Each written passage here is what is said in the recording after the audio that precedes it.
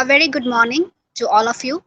Welcome to the World Wetland Day observation organized by the Research and Postgraduate Department of Zoology, St. Thomas College Autonomous Thrissur. It's slightly belated, but this year's theme highlights the interconnectedness of water, wetland, and life. So it's better belated than never. Let us start with a silent prayer.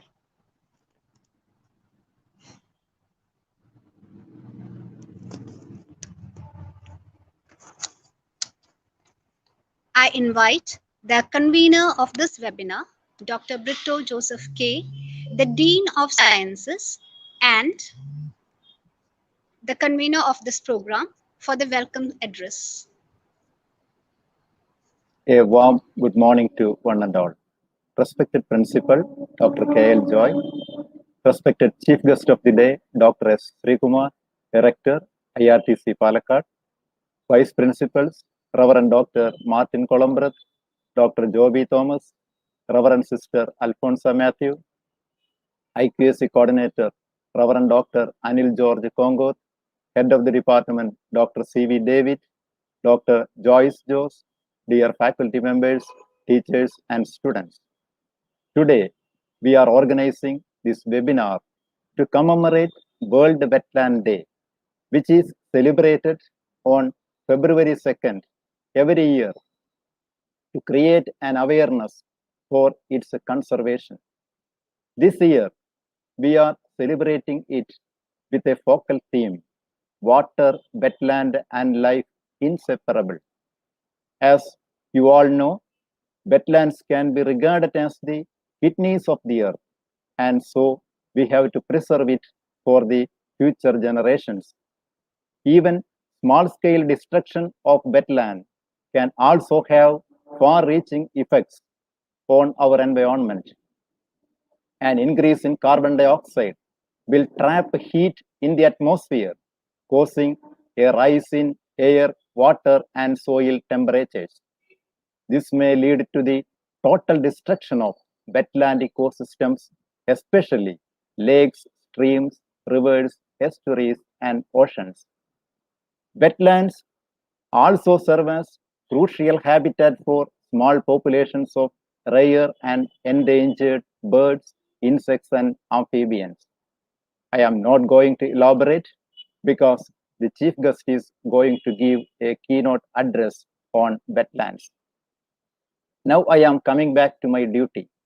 Our principal, Dr. K.L Joy, who is giving maximum support to all our activities. On behalf of the Department of Zoology, I cordially welcome Joy to this function. Next is our distinguished chief guest, Dr. S. Sreekumar, who is at present working as Director of IRTC, Palakkad. He was the former head of the Department of Geology, Christ College, Irinjalakuda. Dr. S. Sreekumar is a leading geologist and reputed environmentalist in our country, and hope that the students will be definitely benefited from his lecture. On behalf of the St. Thomas College, Thrissur, and Department of Zoology, I would like to extend him a cordial welcome. Now I extend our hearty welcome to our vice principals, Reverend Dr. Martin Columbrath, Dr. Joby Thomas, and Dr. Sister Alfonsa Matthew to this webinar. I am extremely happy to welcome Reverend Dr. Anil George Kongoth, the IQAC coordinator of our college, Dr. C.V. David, head of the Department of Zoology, Dr. Joyce Jose, who is comparing this session, and all the respected teachers to this event. On behalf of the department, I also welcome my dear students to this program and hope that this webinar will enlighten you further. With these words, I once again extend a hearty welcome to all the participants. Thank you. Thank you very much, sir, for your welcome. I invite our beloved principal, Dr. Joy K.L, for the presidential address. A very warm good morning to all. Respected resource person, Dr. S. Sreekumar, Director, IRTC, Vice Principal, Dr. Joby Thomas, Dr. Father Martin Columbrath, Dr. St. Alfonso Matthew, Dr. C.V. David, Head of the Department, Dr. Britto Joseph, Dean of Science and Convener of this webinar, Dr. Joyce Miss, faculty members, research scholars, and dear students. Greatly appreciable is the venture by Research and Postgraduate Department of Zoology in association with the IQAC is conducting a webinar on water, wetlands, and life.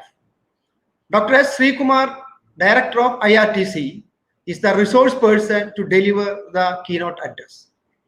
It is a very significant topic because the physical and institutional development of human race have become detrimental to the natural habitat of flora and fauna.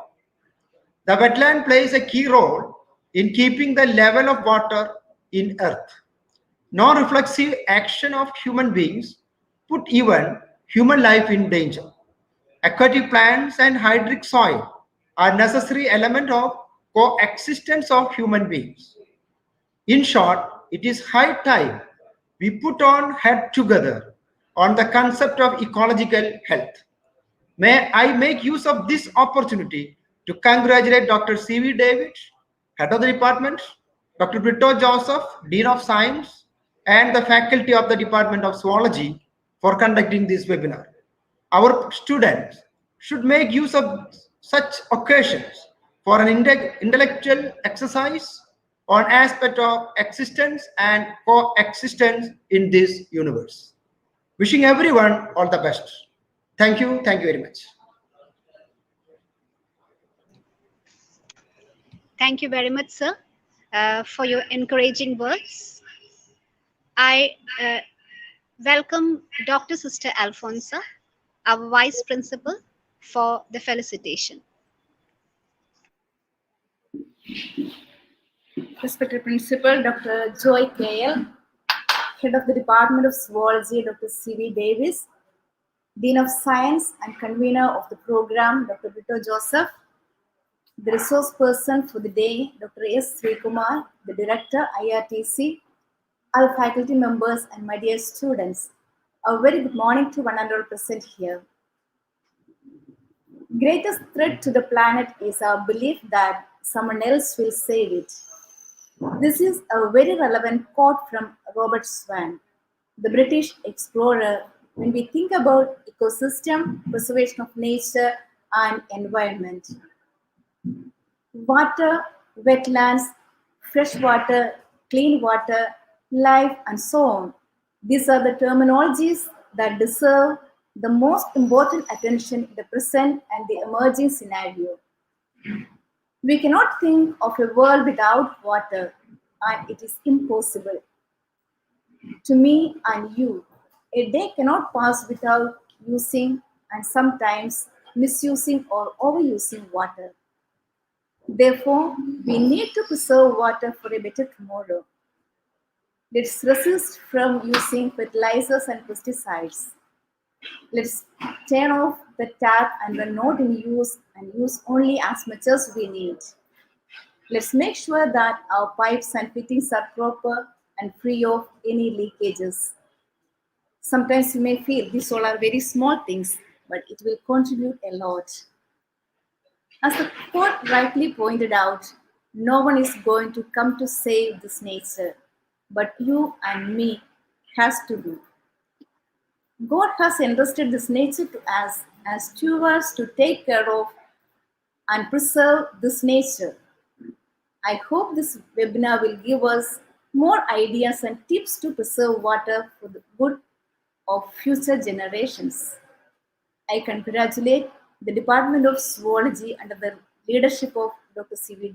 Davis for taking initiatives to organize this event in connection with World Wetland Day. And I wish all the best and God's blessing for the success of the event. Thank you. Okay, welcome back. Thank you very much, dear Sister Alfonsa. It's a privilege to welcome Dr. S. Sreekumar to this webinar. There is no doubt that wetlands are the lungs and the kidneys, the biological supermarket of the entire ecosystem, the planet Earth. But there is much more to conservation than these catchy phrases. There is much more to conservation than passion and emotion. We need a lot of hard facts to back up the need for conservation. And it is here where people like Dr. S. Sreekumar come into picture. At present, Dr. S. Sreekumar is the director of IRTC Palakkad, a very innovative institution.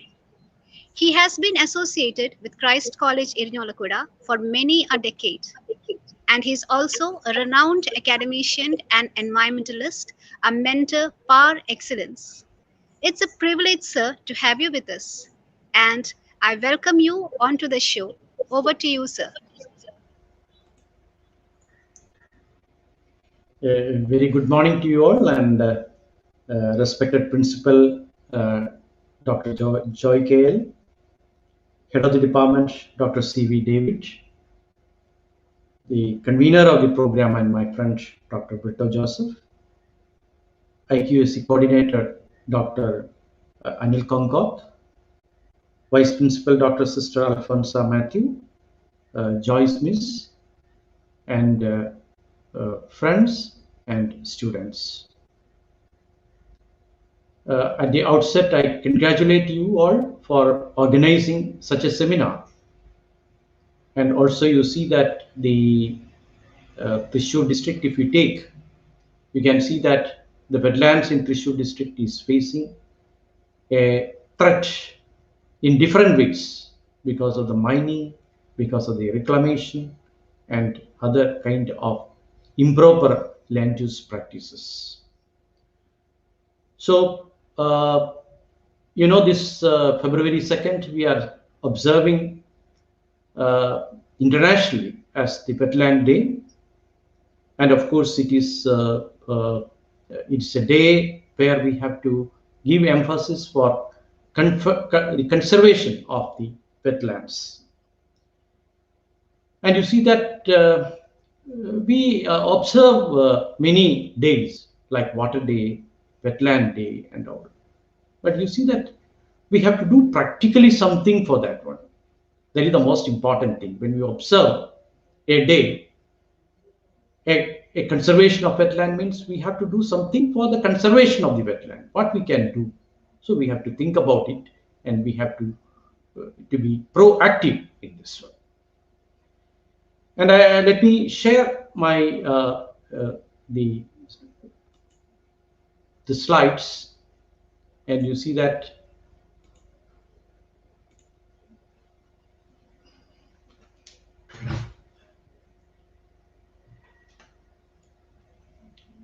and therefore the topic for discussion is vanishing wetlands, a challenge to water security. And you can see this is one of the very important Ramsar site wetland.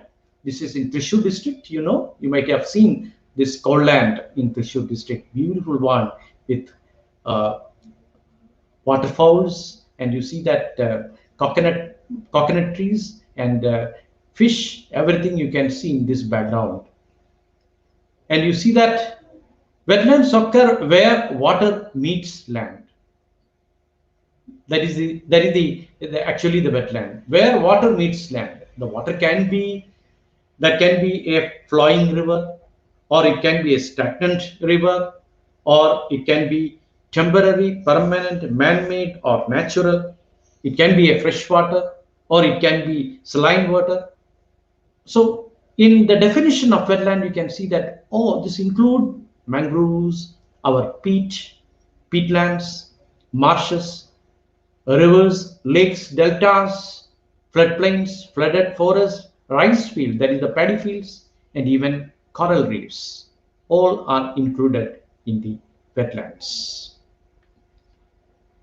And what is the significance of wetlands? And you see that this is a very unique natural ecosystem that support lakhs of people providing foods. And you see that many people, they depend on the wetlands, like the paddy fields, or sometimes they depend on the rivers. And you see that the livelihood of many people are met by these wetlands. And you can see that about the livelihood, if you speak the livelihood, you can see that lakhs of people are depending on these wetlands all over the world. And another very important of this wetland is the checking of floods. And you see that we are getting a lot of water, particularly during the monsoon season. If Kerala is also concerned, you can see we are getting enough water. But where this water is flowing, like runoff, you can see that the water is flowing towards the western side, and it is merging with the Arabian Sea. And you see that, whatever rain that is falling is draining off. And you see that sometimes you see that the flooding is there, and you can see even in Thrissur or even in many of the urban areas in Kerala, if you look at, you can see that because of the reclamation of the wetlands, the flood is happening. So the flooding is actually that can be prevented because of this wetlands. And you can see that a lot of wetlands are being reclaimed for the habitat and for other activities. Next one is the coastal erosion. You see that we are talking about the natural disasters, and you see that 2018, 2019, and 2020, we are frequently experiencing different type of natural disasters, like flood, like the coastal erosion, and even the storms. You can see the coastal area is facing the storms and cyclones. And you see that we have some mangroves and mangrove protective systems that will prevent the coastal erosion. So that's a natural system that protects this is an ecosystem that will protect or reduce the natural disasters. The risk of the natural disasters is reduced by these very important natural ecosystem. And as many of the speakers said that one of the very important function of this wetland is water purification. And you see that the pollutants are absorbed, and that is why it is called the kidney of the earth. And also nutrient cycling, because you see that the nutrient recycling is executed by the water ponded in these wetlands. So in order to preserve the water quality, the role played by the wetland is very, very important. And also the water storage. I have told you that water is flowing as runoff.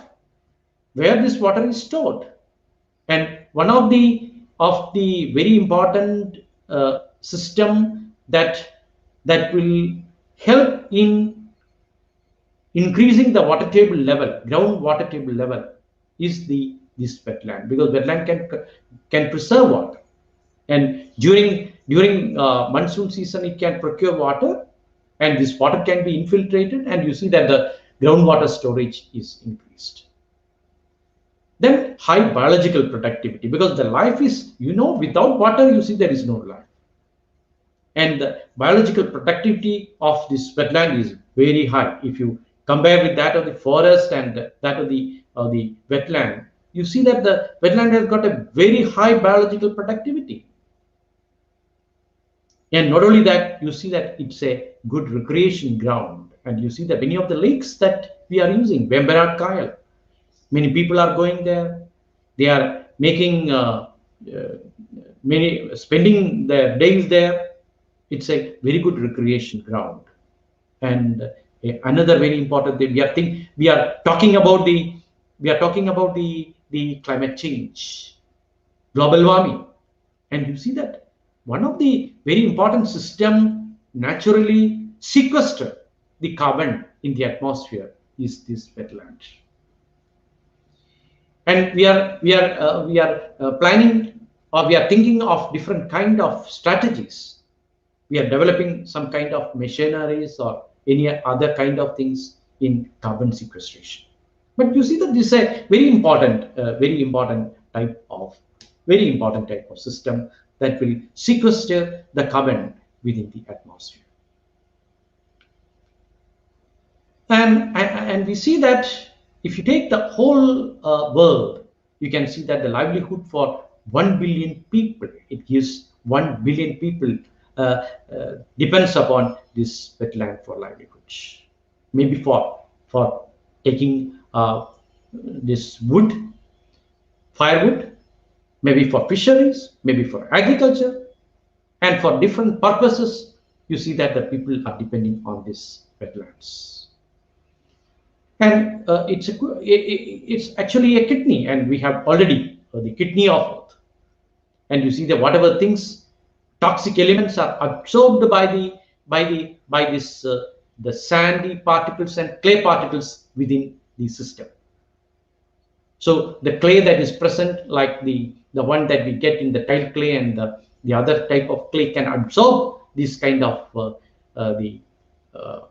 pollutants and toxicants, and you see that is very important thing about the wetlands. And when you come to the life, 40% of world species live or breed on wetlands. That's it. Yet they are disappearing 3 times faster than forest. So this is a very, very important thing that we have to look into, because you see that the forest, the disappearance of this wetland is very fast, 3 times faster than the forest. And you see that the even if you take some of the slides that I will show you, that will exhibit how fast the wetland in Kerala is disappearing. So, understanding the uniqueness of this wetland, you see that we have the Ramsar Convention. That's an international agreement promoting conservation of wetlands. So in order to protect the life on land, water should be there, wetland should be there. So it's very important to conserve the wetlands. So a group of people convened in Ramsar, a place in Iran, in 1971. The country statement, they have actually understood the importance of the wetlands, and they said that we have to make some packages, we have to make some agreements to conserve our wetlands. And you see that this is the 50th year. This February 2nd is the 50th year for this agreement of the memorandum of understanding between the countries, among the countries. And it came into force in 1977. As of 2020 December, you can see that 42 Ramsar sites in India. And if you take globally, you can see some 2,000 plus Ramsar sites are there. So a Ramsar site means that is of very important and international important wetland in the world. And you see that what is the significance of water? And you know that in future, the two very important, one of the very, very important thing where people are going to face is the water scarcity. And even now, you can, if you look at many of the countries, you can see we don't have water to drink. No potable water is available. Many water is polluted. And if you take if you want to understand the total water, you can see that 96.5% of the water is present in ocean as salt water, saline water. This we cannot use. This is not fresh water. And and you see that the fresh water is just 2.5%. You can see this 2.5% of fresh water is present. So you just see Even though we have got a lot of water in the Earth's surface, only 2.5% is fresh water. And even within this, you can see that the water that can be used for drinking purpose is very little. And you see that the water is present in the atmosphere, rivers and lakes, that is 21.4%. And you can see that this is the distribution in the different, and most of the water is locked in the glaciers and ice caps. That is the problem. The fresh water, 2.5%, and within this 2.5%, you see that most of the about half 50% of this one is locked in ice caps and also in the polar in glaciers. And also we have just seen, because of the climate change, maybe many of the people are saying that because of the climate change, the glaciers are melting, and these glaciers are flowing as water. And the one that happened in Chamoli in Uttarakhand last day, so that indicates that the climate change and how these glaciers and ice caps are melting. So this is how the water becomes very important, that becomes the most precious thing in the world. And if you take the average water spread area under different wetlands in India, and you can see that a natural thing, 90, 68, during 90, the post monsoon after the rainfall, 90%, 90 and 68. And in the case of man-made, 23, man-made means that is the dam and other things, canals, dams, etc. And natural and man-made for this kind of thing. So different wetlands are there, and you see that they store water in different ways. And if you look into the distribution of wetlands, you can see that the Kerala, I'm talking about the Kerala wetland distribution. You can see that 41% of the wetlands that is included under the river or the stream. 25% comes under the lakes. The lakes like the Vembanad or the other lakes all coming 24%. Then we have 17%. The 17% of this is also in there. Then we have, if you look at the tanks and ponds, 2%, and some kind of other kind, sand beach and other things, just 1%, and that is also coming under the mangroves and also the beach sands and other flooded areas. So this is how this waterlogging is seen in Kerala, and you see that we are rich in wetland. Actually, Kerala is rich in wetlands, but still we are facing acute scarcity of water in different period of time, and therefore you see that shows the importance of wetlands, and we have to preserve our wetlands.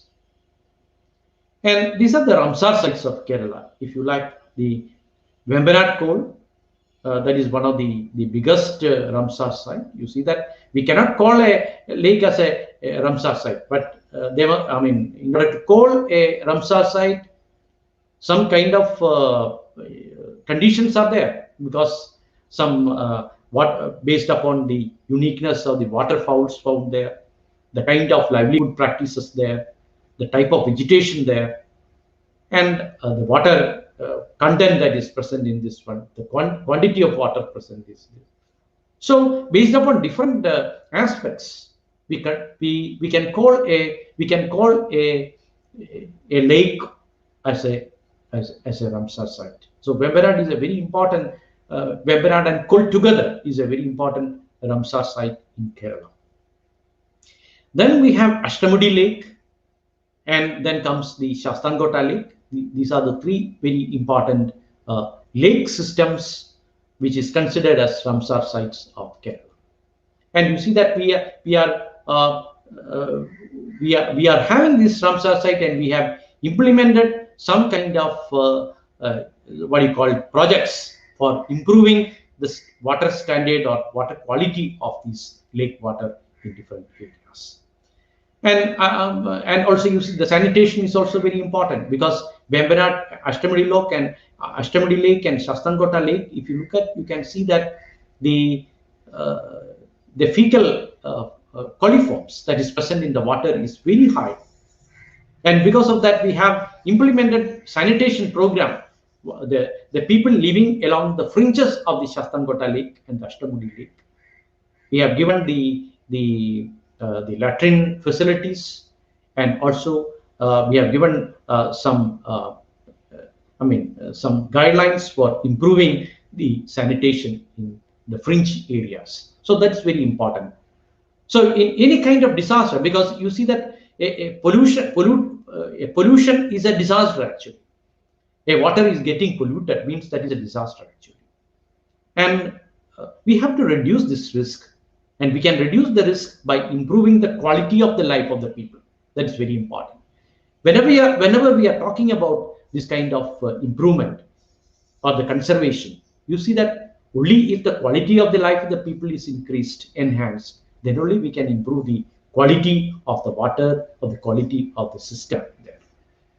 So we have done a lot of projects in that one to improve the quality of the life along the people living along the fringe areas of this lake system.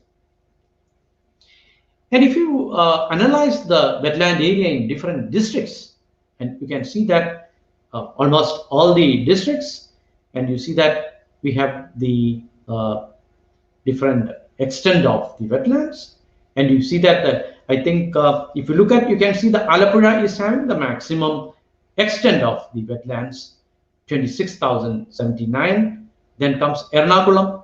Just behind that one, you are getting 25,065 hectare of land under this category. And you see that if you take the Thrissur district, we are also not bad. We have got enough extent of wetland. But if you look at, you can see that this wetland is getting deteriorated in different ways. So in Thrissur, we have got 13,285 hectares of wetlands in paddy and coal lands. And since the topic is on water status, you see that the water and wetlands, we must know something about the water status in Kerala. We have got 300 centimeters, that is the annual average rainfall. But you see that nowadays we are getting rainfall. You can see that the rainfall for 2 to 3 days, maybe sometimes 500 to 600 millimeter rainfall that we are getting for 2 to 3 days. That is one of the very what do you call impact that you see in because of the climatic change in Kerala. The Pettimudi, if you look at the Pettimudi landslide that happened in Pettimudi, there you can see that before the landslide, 550 or something, that was the millimeter rainfall that received in Pettimudi area within 4 days. Just imagine. We are getting rainfall if you take the average, but you can see that the rainfall is for a short period of time. We are getting 500 or 600 millimeter rainfall in 3 to 4 or 5 days or 1 week. Then you see that there is no rain. So that is the change or the shift in rainfall that we get in Kerala. And also you can see a complete shift from June. There may not be any rainfall, but from July onwards, you can see for the last 3 to 4 years, if you look at, you can see that there is a complete shift in the southwest monsoon from June to July. So this is we are still getting 2.78 times greater water than the national average rainfall we are getting. And if you compare with Rajasthan, it is 5 times greater, and with the adjacent Tamil Nadu, you can see it is 3 times greater. And you see that there is still we are getting a lot of water, but where this water is going, that is the problem. So we have to find what is the reason behind that. You can, just after the rainfall, you can see that our river water, the water level in the river that drops down, lakes water level drops down, and you see that the entire water is flowing down. There lies the importance of this wetland. So both drought and flood, that is controlled by this very important unique ecosystem. Both drought and flood, two natural disasters that we are seeing now, and also you see that in future also we have to expect more drought and more floods in the future days also. And when we take the per capita availability 100 years, you can see that the water 4 times reduction in India. If it is 4 times reduction in India, if you compare with Kerala, you can see it is 5 times in Kerala. You can see the drop in water availability of water. And you see that Kerala is a state where you can see 44 lakh wells in Kerala, 450 well per square kilometer. So we have got number of wells much number of wells in Kerala state. That is uniqueness of our state. I am talking about the open wells, that is the dug wells that is present. And if you analyze the groundwater condition of the state, you can see that Kasaragod, Malambuzha, and Kodungalur, these are areas that is coming under critical, because if you take more water and if the water level drops down, you can see the saline water intrudes into these areas, and this become a big problem. So the state groundwater department and the central groundwater department has identified or categorized Kasaragod, Malambuzha, and Kodungalur as critical areas, and therefore in these critical areas, if you go for borewells, there are some restrictions. We are not, I mean, the groundwater department is not giving permission for these borewells in the critical areas. Chittoor is in Palakkad. You know, Palakkad is a area that is very dry area, and you see that a number of projects are coming there for the conservation of wetland. And you see that we have got very good examples in Chittoor, in Palakkad, because we have conserved our ponds, we have conserved the water, wherever water is there, you see that we try to conserve that one. We make check dams in different areas, and in some of the very good examples that we can show is in Palakkad district, where you see that the water table level has gone up because of these conservation practices, water conservation, preservation of our wetlands, and this has increased the level of the groundwater in these areas. And still the NABARD is an organization, you know, because they are concerned with agriculture. They are implementing many useful projects.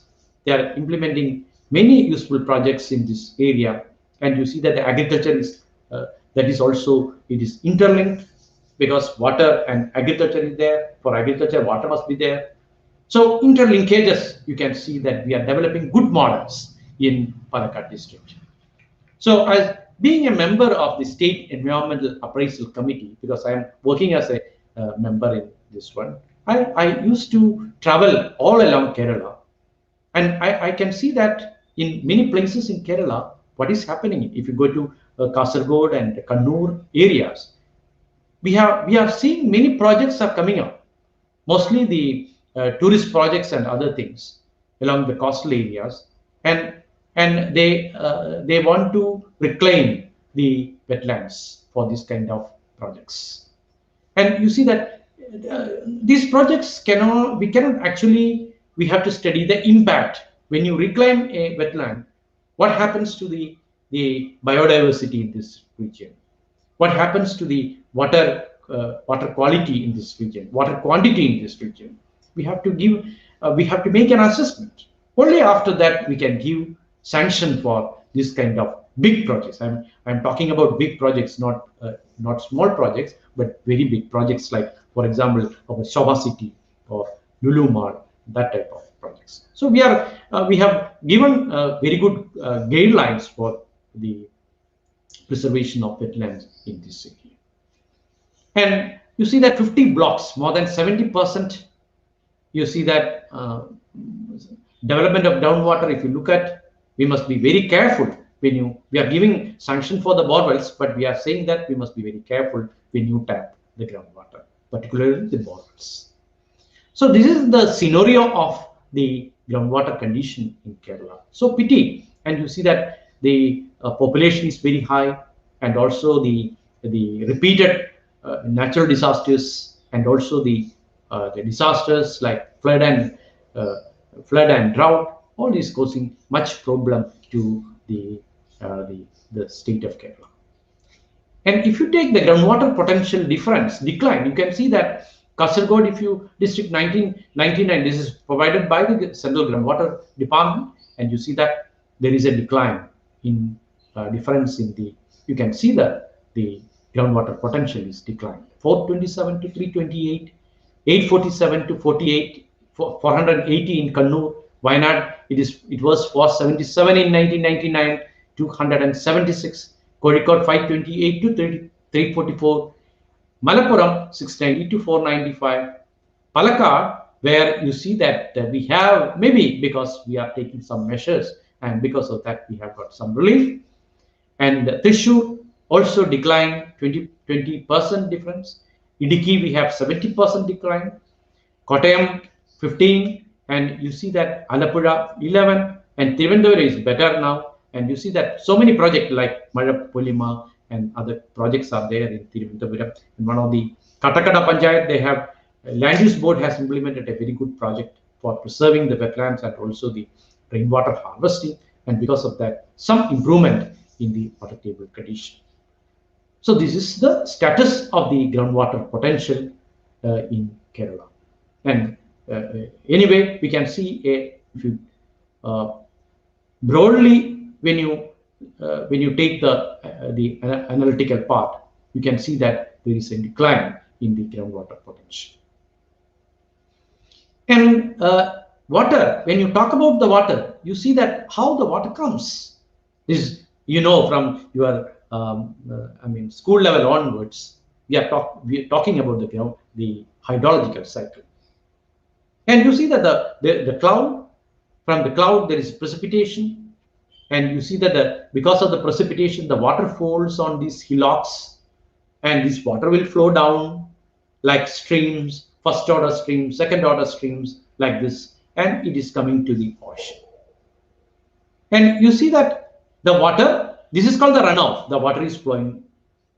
And you see that what we require is that the water that is falling on the ground must go down. That is called the infiltration. We call this one as the infiltration. And this water that is infiltrating down, that is coming down, vertically downwards, that is called the infiltration. This is added to the water table. You see that this is the water table. You see this is the water table. So all the water that is falling must be, we must have a methodology or a strategy to all the water that must be infiltrated downwards to water. Then you see that our water table, fresh water table, that will be the level of this water table will be higher.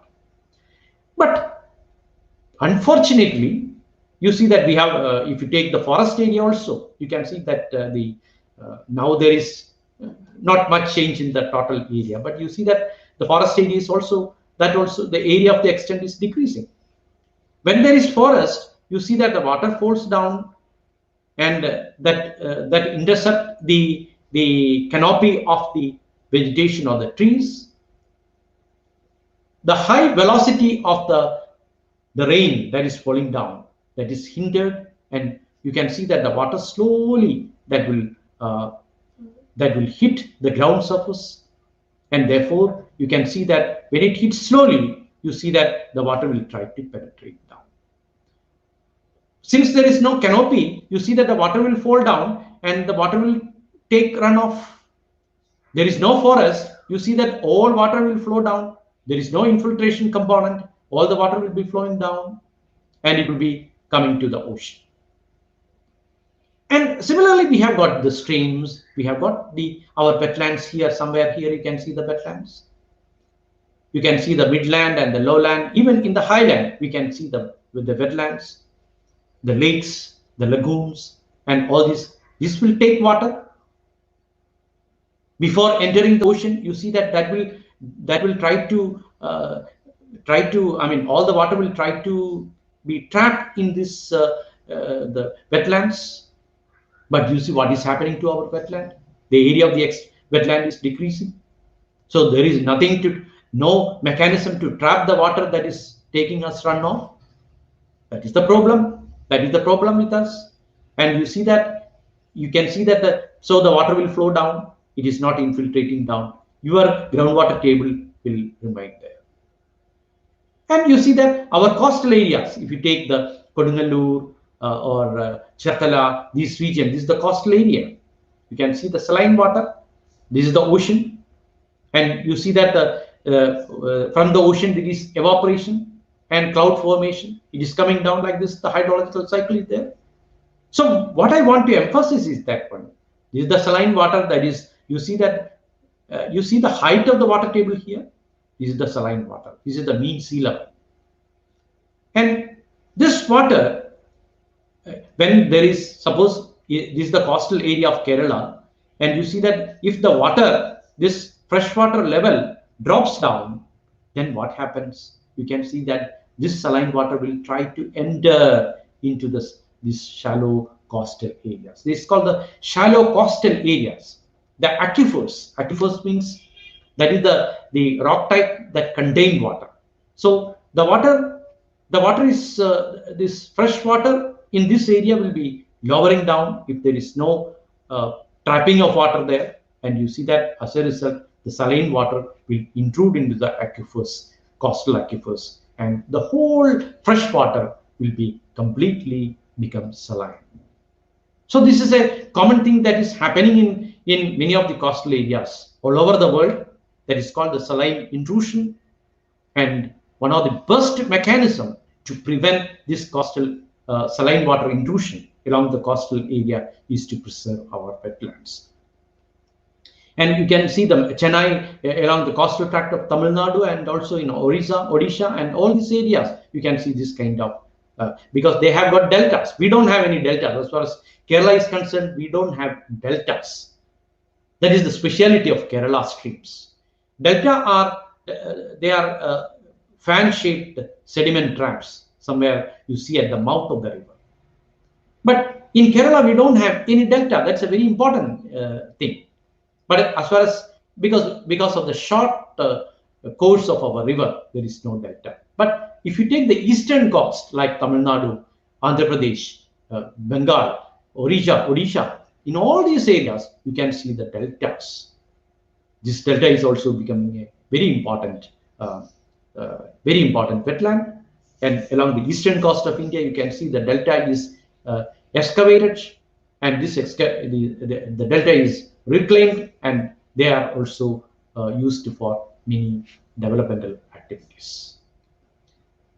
And so this is what we have explained, a delicate balance of precipitation evaporation between, and we have warmer temperature, increase the rate of evaporation of water into the atmosphere, increase the atmosphere capacity to hold water, hydrological cycle become faster. That is what we experience, because the temperature increases, and as a result of that, evaporation is more. And the cycle itself that you can see that the time for the cycle is also become very fast. And so as temperature rises, people and animals need more water. And also, if you look at, you can see that the humidity in the atmosphere. If you, last year I measured the temperature in Palakkad and other regions. We could see that the humidity is also very high in many of the areas. Even in Thrissur, if you see that Palakkad, Thrissur, these are the two districts where you can see the humidity becomes very high. Temperature, and when the humidity is high, the temperature is high and the humidity is high, what happens is that, if the problem is that we feel high temperature, the body experience very high temperature, and therefore we become very tired. And that is the condition, that is the thing that is happening nowadays. And of course, the scientists were telling that there was no climate change in the previous years, when many people, many scientists put forward the climate change aspects. But now you see that everyone is experiencing the climate change, and the mean maximum temperature in Kerala is also increasing. So annual rainfall, and if you look at, you can see that the change in rainfall pattern we have already discussed. Twofold increase in the tropical cyclones in the Bay of Bengal, and you see that along the Arabian Sea. Before 4 or 5 years, you see that there was not much threat from this kind of cyclones, tropical cyclones along the Arabian Sea. But now you can see that a number of cyclones are formed. Even during the monsoon period, you can see the cyclones, and so Kerala is facing threat from the cyclone also. So when there is cyclone, naturally you see that because of the storm, the water will try to rush into the land. That's why the wetland becomes very important, because there is a mechanism like our mangroves, our beaches, coral reefs, and other kind of natural systems, wetland system, that will try to reduce the energy created by these high energy waves. And therefore you see that that will check these wetlands like mangroves, etc., will check the energy of these waves. And because of that, you see that many of the shelters or the habitat present along the coastal tract are being protected by these wetlands, by these mangroves and other things. And as you know, because the steep slope towards the west, Kerala is having a very steep slope, and naturally there is and you see whatever rain that is falling, that will flow to Arabian Sea. And one of the paper from the CWRDM, Center for Water Resources Development Management, says that that require only 48 hours for the rain falling in Western Ghat to reach Arabian Sea. So you just look at that. That is the very important thing as far as Kerala is concerned. Because of the natural slope towards the west, all the water falling is directly that will be falling. So from west to east, there is very steep. If you look at this picture, you see that this is the cross section. This is the profile section. You can see that how steep Kerala state is. Now comparing with the neighboring Tamil Nadu or Andhra Pradesh, if you look at Kerala, you see that it is very steep from the Western Ghats to the coastal, the sea coast. So this is a natural thing, and therefore you see that we must give more importance for our water conservation. We must protect our water flowing down or runoff, and we have to make the water to penetrate into the groundwater. And this is just a study that we have carried long back, but this is a very relevant study, because you see that this is the coal wetland in Myriad, that is called. Myriad is in Thrissur district. You can see this is this blue colored one is the water logged areas, and this you can see the red area that is occupied by the red brick. Okay, brick the clay mining, and also is used for making bricks. This is the coal land. This is the area you can see in this picture. This area, this much expanse of the waterlogged area. But later you can see that many of the areas, if you look at, this is how it is.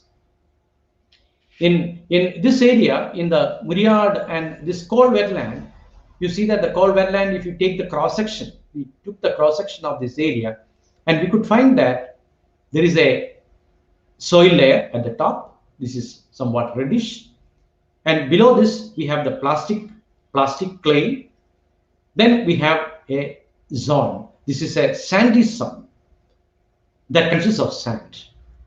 And below this zone, we have the carbonaceous clay and peat. You know, peat is a that is actually a what do you call it? That is the first initial stage of carbonization or carbonification, where you can see that this woody matter will be converted into peat. More and more carbon is achieved in that one, and peat. Then the peat will be changed into lignite to anthracite. That's a bitumen. That is the best variety of coal. From the wood, from the tree trunks, you see that peat is the first stage, and then it is converted to the bitumen, and that is the best variety of coal that you get. So this is how it goes. So we can see that this layer underneath, you will get a lot of peat and carbonaceous clay, and above this you will get 1 to 1.5 meter thick sandy horizon in the wetland of coal wetland. And what is the significance of this 1.5 meter thick sandy horizon? You see that is the important thing. And you see that what is happening is that people is trying to extract this sandy clay that is seen below. So they are taking this one, and you see that using pumping, or even by what you call the high diesel engine, they are pumping out this sand and water. And you see that this is called the aquifer. Here there is no aquifer, but here you can see the aquifer. This is the layer that hold water. When there is rainfall, you can see that when there is excess rainfall, water is stored in this one. And from this, you can see during the summer season, you can see that the water stored in this zone, that will flow to our wells, dug wells, and also our rivers. But what is now happening? You can see this part is completely excavated. You just see in the next figure. This is the place in the coal land where you can see the entire thing is excavated. No sandy horizon. They have taken for construction purposes. And you see that there is no there is no aquifer to store water. That is it. It is a pit. You may ask me a question, because it's a pit, water can be stored. But you see that the water will be completely evaporated. But if there is a sand horizon, this sand horizon can hold water, and you see there that nothing will be lost there. So this is the picture of this is the picture where you will get in many of the wetlands of Kerala. And apart from this mining activity, we have got permanent bund construction, because you know that number of roads are coming, reclamation of wetland for housing plots, fertilizer and pesticide intensive cultivation, and because of all these are human interferences, unscientific human action. Oh, this will lead to the degeneration of our wetlands. The water quality is deteriorated. The amount of water is depleted. All this due to this kind of unscientific developmental interventions. See this, some of the pictures where you can see how the reclamation is taking place, the mining in some of the different areas in the past, and you see that now it is reduced because of some rules and laws that have been reduced. And this is one of the very important picture, because we have done in the past, so some few years back, for 5 years back, we have done some kind of work to examine how this clay and the sand is deposited there. And we could find that we did some carbon dating, and also what you call some kind of optical studies from the sand horizon. We could find that the sand deposits and other thing is mainly because of the sea that actually, the seawater that actually moved from the sea towards this side. This is some 8 to 9 kilometers far from the sea coast, this area. So you can see that earlier the sea occupied some period of time in different coal lands of this area. And this is how the reclamation in the different areas. We have got the paddy fields, and also the bricklings, and all these kind of things that you can see in this wetlands. And this is a study that we have conducted, and you can see that township, how the agriculture and paddy fields are disappearing, and the township, you can see that this is the agriculture field. This is in the previous year 1980. You can see the agriculture field. This is the total agriculture field in 1980 using satellite imageries. And when you come to 2008, when we completed the study, you can see that there was a shrinkage in the total coal land area, and finally you see that the land use cover that also decreased, because satellite imageries give a very clear picture, and you see that this is what happened in the previous. And coming to this tabular statement, you can see that our area, 43.55% of the total area has been converted for agriculture, coconut, and other settlement and other activities. So the built-up land is increasing because of different kind of things. So this is the a general picture of what is happening for different land uses: agriculture, built-up, other kind of rubber plantation, other kind of things. We are using our wetlands, and that is a big problem for us. And this is how practically the studies shows this kind. And you may be very familiar with the north cone of Thrissur, because you are what is called Shobha City and other places come in this part: Adat, Tolur, Nallesheri, and we have done a work in this one. We took 2 satellite imageries, and we could find that in the Thrissur North Cone, Thrissur district, if you take the northern part, that is this Shobha City and other part, there you can see that there is the north of Convener river. You can see that mainly reclamation for developmental activities, for construction of houses. But when you take the southern part, you see the change happened. You can see the total area has been completely reduced. In the northern part, you see that, in the southern part, we could see that mining is the main activity that eaten away the wetlands. So in the northern part, you can see the reclamation activity or building and other construction, but in the southern part, you can see it is because of the mining activity. And you see that this is a study done by the Rice Research Institute of Patambi, Agriculture University. You see that how precious is our wetlands. This is only for paddy field they have done.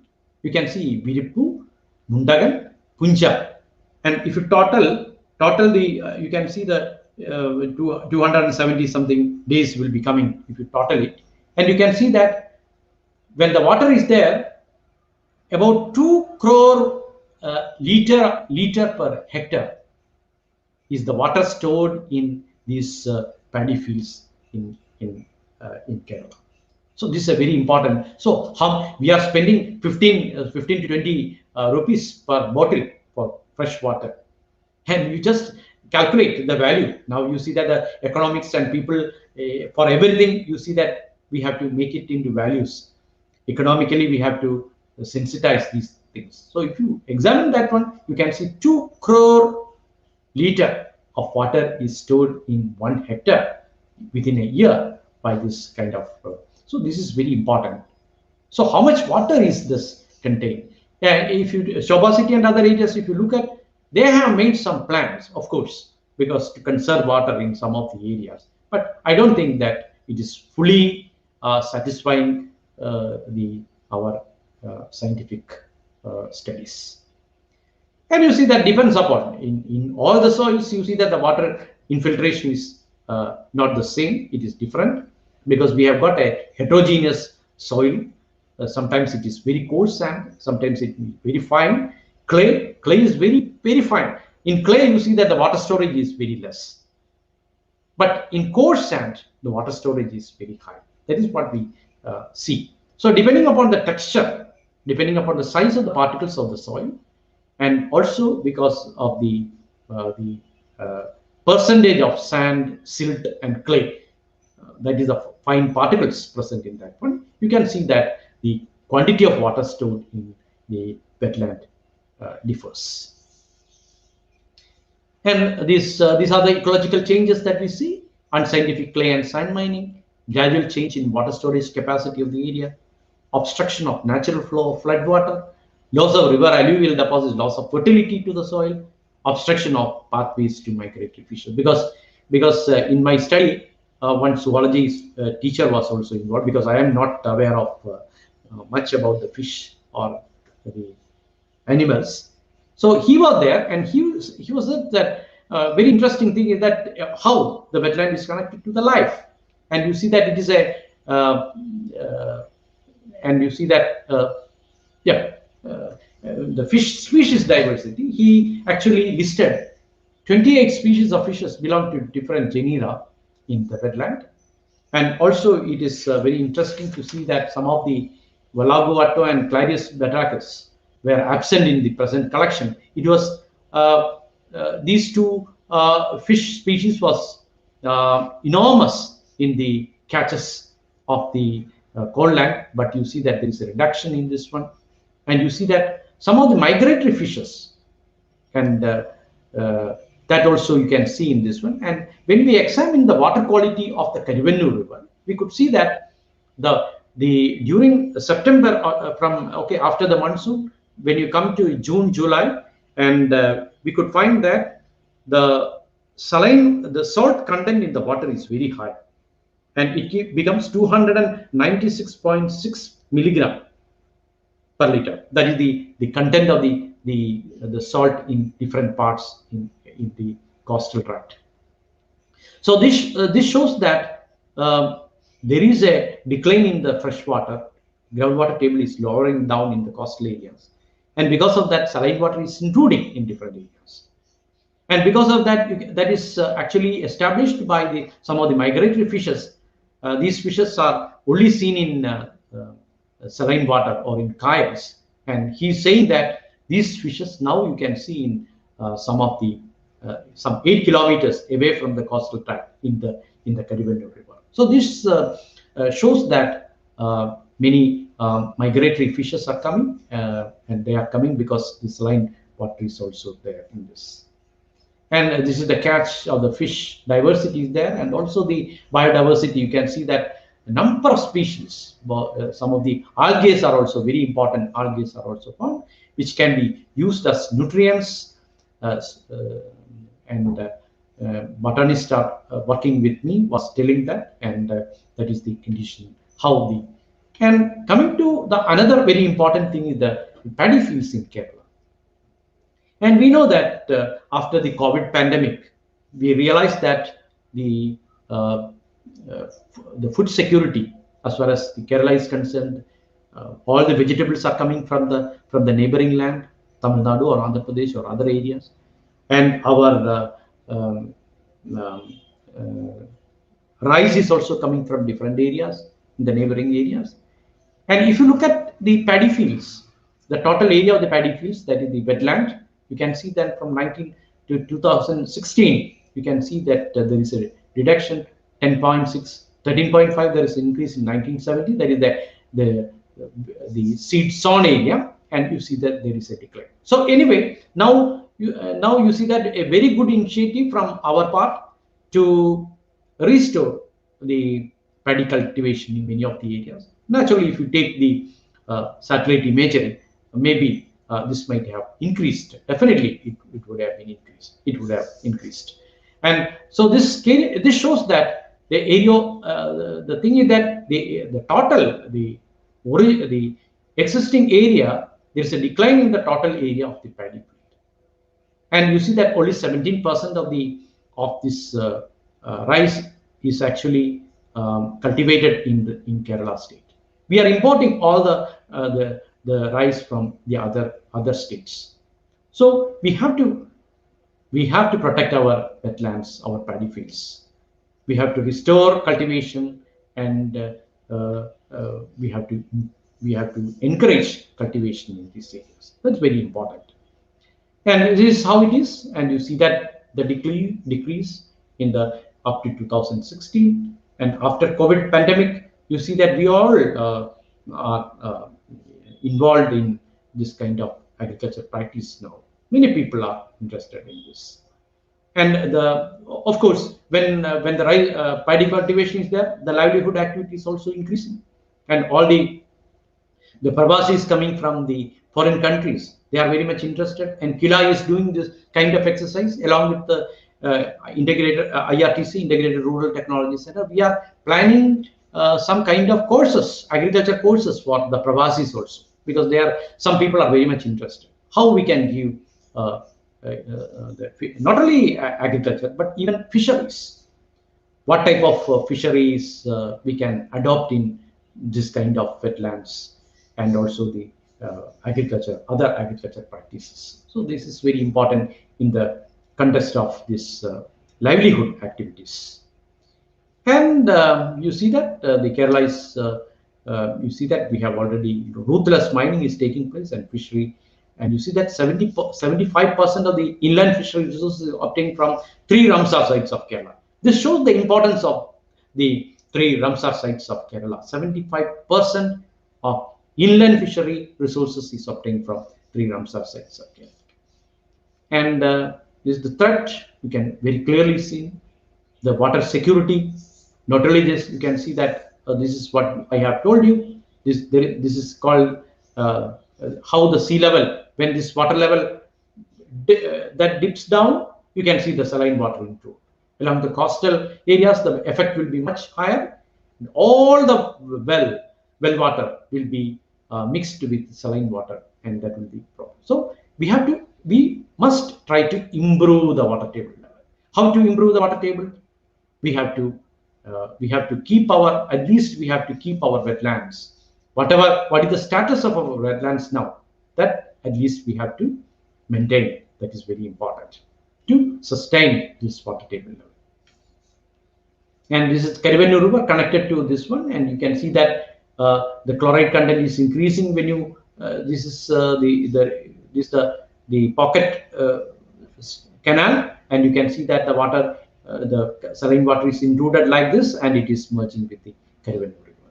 So you can see a progression in the saline water intrusion into this. So we have to check it by improving our wetlands. And as we have already discussed, it's a cyclonic shield, mangroves.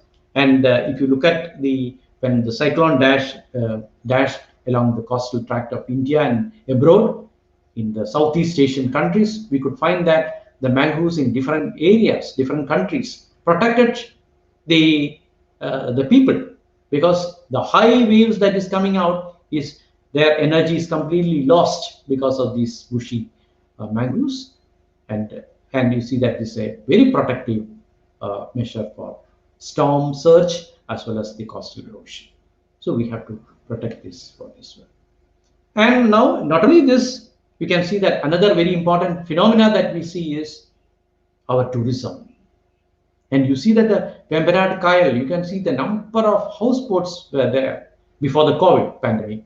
If you look at, you can see that number of these boats. And you see that we can have beautiful tourism packages. It is good. But there is a carrying capacity for this Vembanad Kayal. How much boat can be there? And you see that all the kind of this waste, the solid waste, liquid waste, everything, sewage, everything is coming into this Vembanad Kayal, and the quality of the water is deteriorating day by day. So this must be prevented. So this is how our boat system or the tourism is destroying our wetland system. And this is the estuaries. You can see the estuary, the mouth of the river. There also you see that that also must be protected, and you see that we are saying that it is the kidneys of earth, because we can judiciously use the fertilizers and also the pesticides, but if you are using excess pesticides and fertilizer. That will be not that will not that will affect the health of our people. And you see that we know that wetlands are kidneys of the earth, and therefore why can't we pump the fertilizer and other things into our rice fields? That is not right. We have to regulate, we have to control this kind of application of pesticides and fertilizers. And if I this is a paper already came into the journals, and if you take the different function of the wetlands, and if you give a value for each one, for example, gas regulation, water regulation, water supply, waste treatment, habitat, if you add this one, you see that the total amount, you can see the agriculture value, it is $38 million. And you see that if you add all these things, you can see it comes billions of dollars. That is the value of a wetland system. Similarly, you can see that all the wetland system is very valuable, and we must be we are bound to protect all these kind of coal lands and all wetlands and economic values. This is the environmental values. You can see that this this ecosystem, water storage, controlling tides, cultural values. Yes, cultural also it is important. Tourism, food production. And there are some laws, and coming to the end of this, and we have got some laws. We have got Kerala Protection of Riverbanks and Regulation of Act 2001, and you see that there was an act that is to control the sand mining activity in the river in 2001.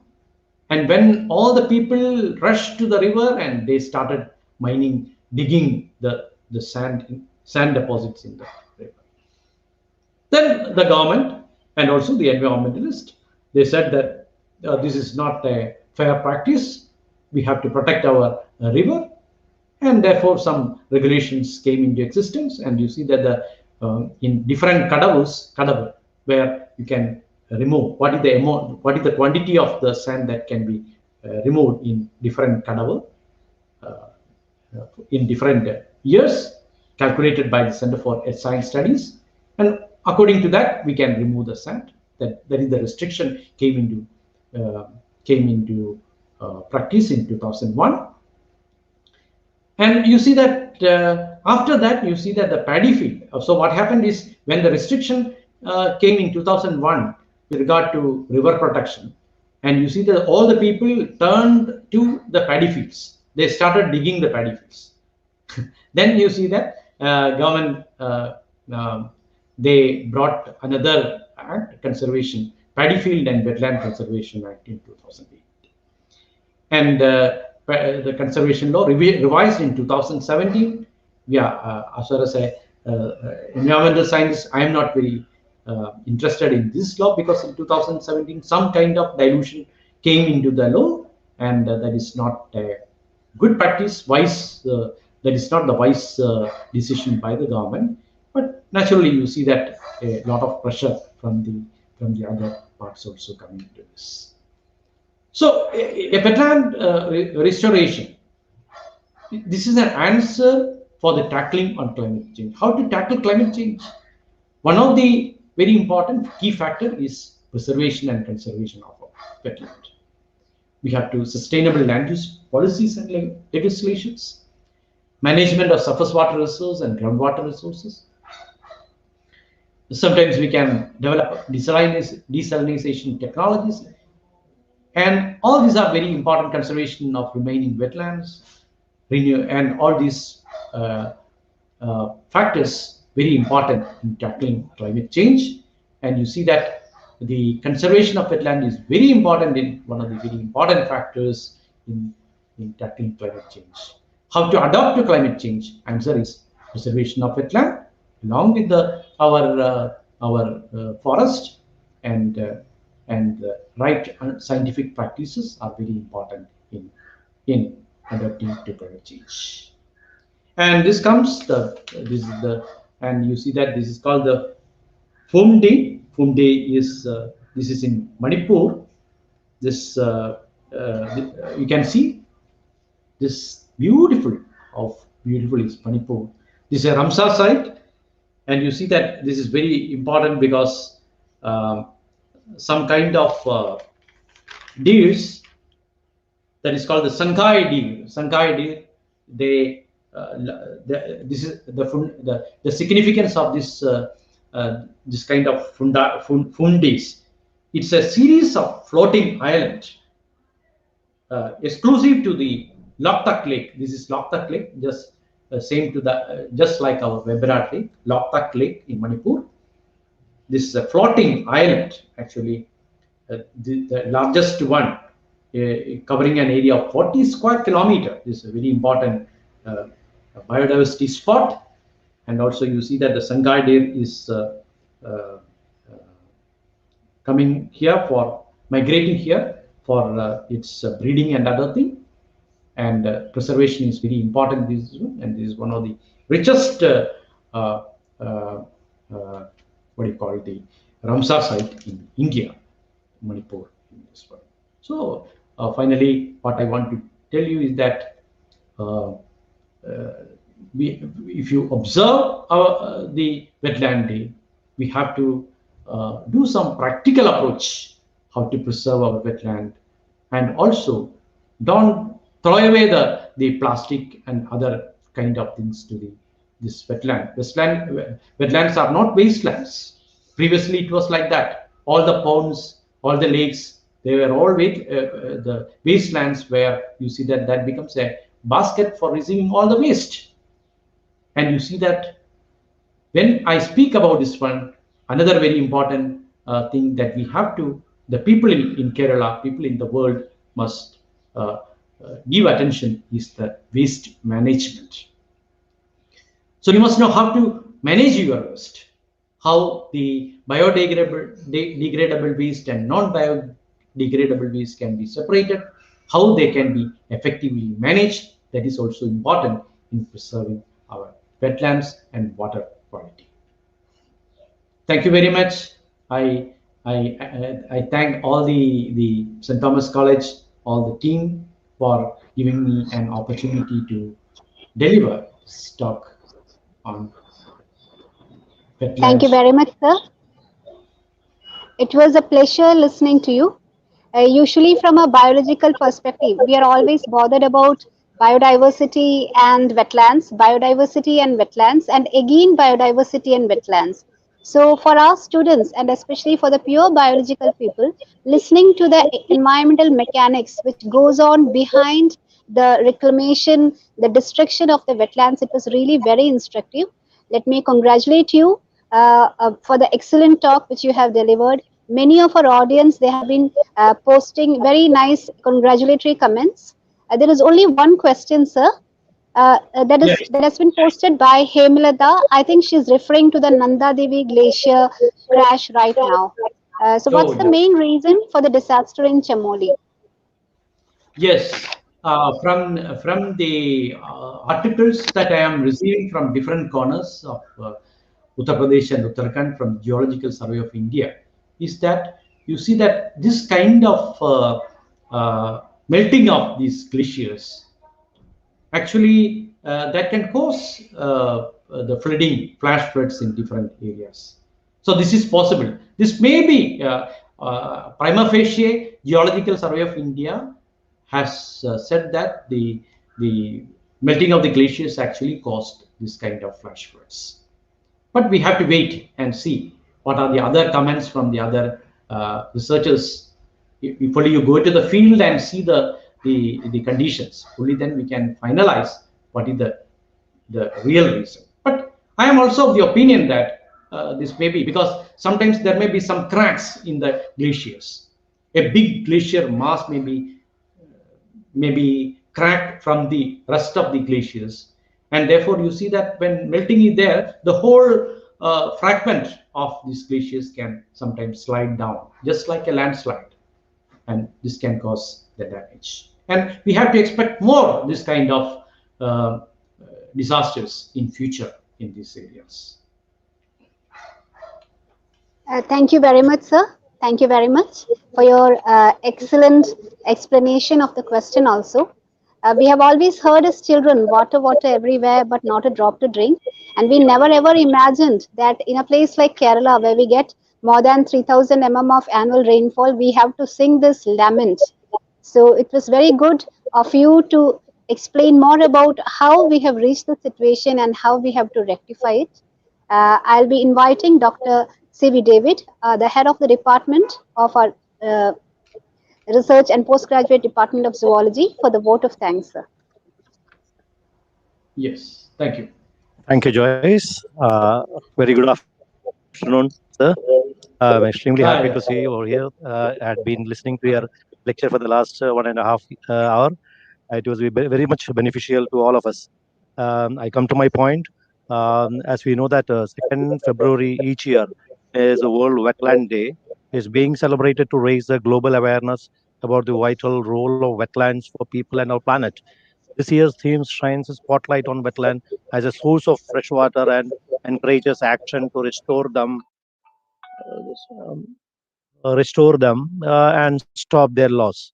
As we know, water is an elixir of life, and wetland helps in the conservation of water for the living system. By these things, we can understand that our principal, Dr. K.L Joy, he has already mentioned about this wetland conservation, and extremely happy, thankful to our principal being a part of this program by sharing his views on wetland conservation in spite of his busy schedule, and he has taken keen interest for this program. And also, I'm thankful to IQAC and the management for providing an infrastructure to organize this program. Um, uh, Kindly, especially our Vice Principal, Dr. Martin K. and Dr. Joby Thomas, and our sister Alfonso Matthew. She has been spoken about the threat to our development as well as the necessity of water and use and waste of water. She has been criticized about that matter, and I hope that all vice principals had been keen for this program. I'm very thankful to each one of them. Regarding Dr. Sreekumar, I have been with you for the in the LAC as well as in the Christ College also. I had met you regarding this in the geology department. I can have good memories with you at that time. And now you are being as a director in the IRTC Palakkad. Nice to see you once again on the podium for a class. Um, Here, I think after a class, I had observed that as a biology student who are maybe listening this program, you might have almost covered all the ecology of the zoology course, in which you had discussed about the improper use of land, as well as mining, about the wetland and their water requirement, its significances like food, preventing food security, coastal erosion, water purification, water quality, water storage. I hope that you might have covered all the topic, especially last yesterday's Chamoli incident, that is global warming, maybe global warming or the melting of the glacier. Um, the disaster you had discussed about that. So latest updation also you had made during the webinar. So I'm I hope that one of the audience and has a nice time when you spoke about the wetland as a major role to conserve our wetland, which is inseparable and from life. On this occasion, I express thanks and gratitude on behalf of Department of Zoology and St. Thomas College to Dr. S. Sreekumar, Director IRTC. Very thankful to you, sir. One more duty is to thank Dr. Britto K. Joseph, Dr. Britto Joseph, Dean of Science, as the convener of our program. Now it's my duty to thank him as a senior most faculty of our department, as a college also. He has taken a lot of pain for organizing this program during his busy schedule on his retirement year, as well as I know that Dr. Britto Joseph is the academic icon of our department, always in the forefront of quality lecture class as well as proper guidance to students on the various aspects of academics and make them confident to achieve greater heights. Really, our department and college will miss his presence in the coming years. On this occasion, I express my sincere gratitude and thanks to Britto sir. I wish him very best, happy and a peaceful life ahead also. Regarding the members of our zoology department, the faculty members, I express my sincere thanks to each one of them who has worked hard behind the curtain for the success of this program. Especially, I thank Dr. Joyce, Dr. Vimla K. John, Mr. Sean, Ms. Shiva Raphael for their hard work behind this. Finally, I thank our research students, PG and UG students of St. Thomas College and other colleges who had been our audience for this program. Once again, I convey my regards to each one of you for the success of this program. Thank you. Thank you very much, sir. So we have finally reached an end of this webinar. We have celebrated wetlands and we have understood why the wetlands are disappearing from our day-to-day life. The only thing which we need to remember is that if there are no wetlands, we won't be there because we can't exist without water. So on this note, I'd end up and I'll say goodbye. I'll just add on saying that stay tuned to St. Thomas College. Every other day, we have a new program, we have a new webinar, we have a new interactive session. So keep checking our channel. There will be something for you every other day. Have a good day and a good year ahead. Thank you very much.